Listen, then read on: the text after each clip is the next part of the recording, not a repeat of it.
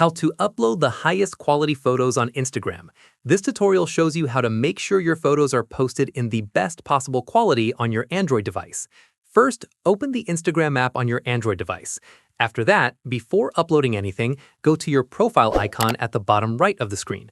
From there, tap the three horizontal lines at the top right corner and tap on Settings and Privacy. At this point, scroll down and tap on Media Quality. In the next step, make sure Upload at Highest Quality is toggled on, so Instagram doesn't compress your photos when posting. Following this, go back to the home screen and tap the plus icon at the bottom to create a new post. Once done, select Photo from the options and choose a photo you want to upload from your gallery. From here, when cropping your photo, avoid zooming in too much as this reduces the overall quality of the image. At this stage, tap Next to move on to the Filters and Editing screen. After this, apply any edits you want, but try not to over-edit as heavy filters can affect how sharp the final photo looks. Once completed, tap Next again, write your caption, add your tags and location if needed.